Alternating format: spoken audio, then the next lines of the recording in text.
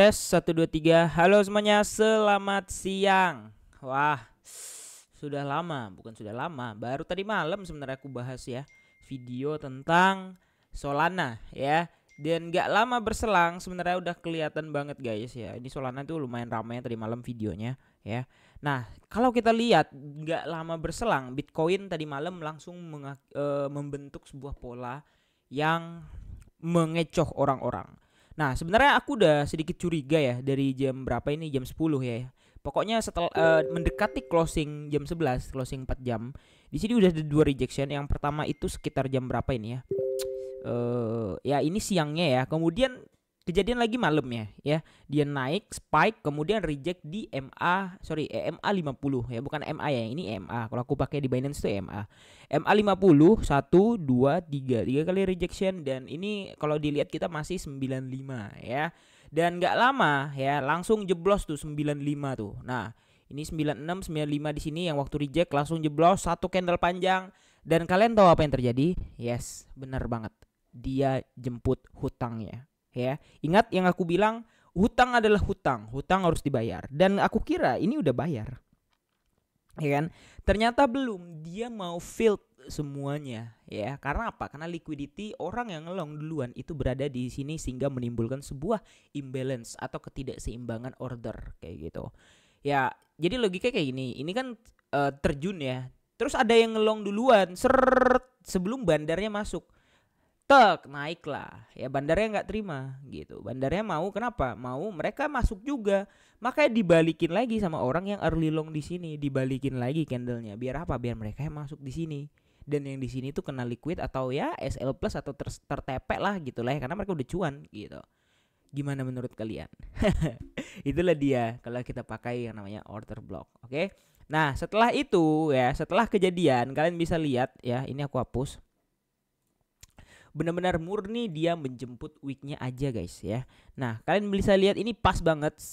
Memang jebol lumayan jauh dari weeknya ke 93, terus diangkat, kemudian turun lagi bayar weeknya setengah, yang artinya ini seharusnya sih udah filled ya, udah tertutup gitu, udah ke filled ya. Nah, jadi di sini kita perhatikan apa namanya, marketnya udah lumayan berotasi ya gitu ya. Nah, jadi kalau kita lihat agak sedikit riskan,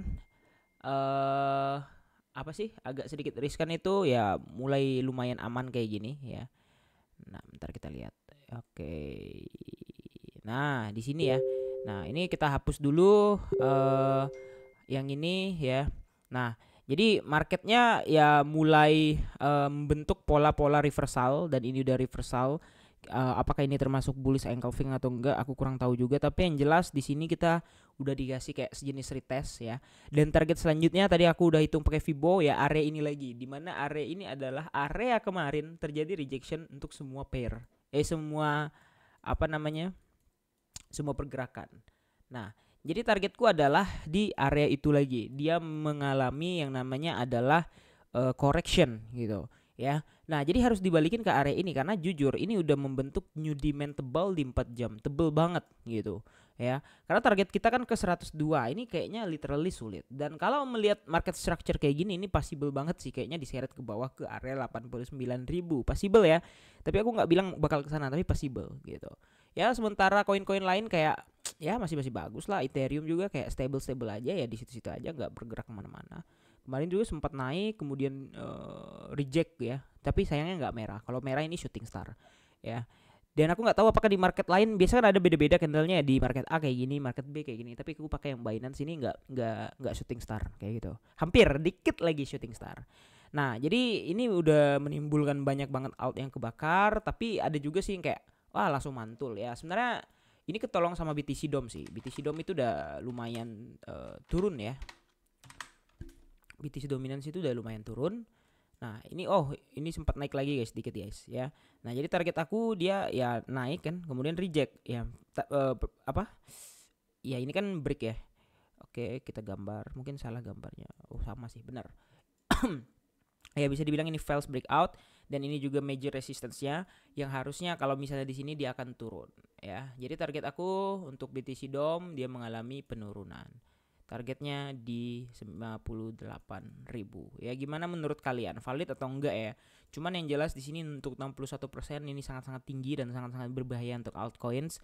Jadi yang aku mau bahas adalah di sini menjadi area yang krusial untuk BTC Dome, dan semoga setelah ini crash sehingga kalau BTC-nya belum naik duluan, minimal ya altcoin itu bounce lah, recovery lah. Enggak naik enggak apa-apa, yang penting recovery. Udah itu doang ya. Gimana menurut kalian? Kira-kira gitu aja, jangan lupa untuk like dan subscribe. Makasih nonton video ini. See you in the next video. Bye bye.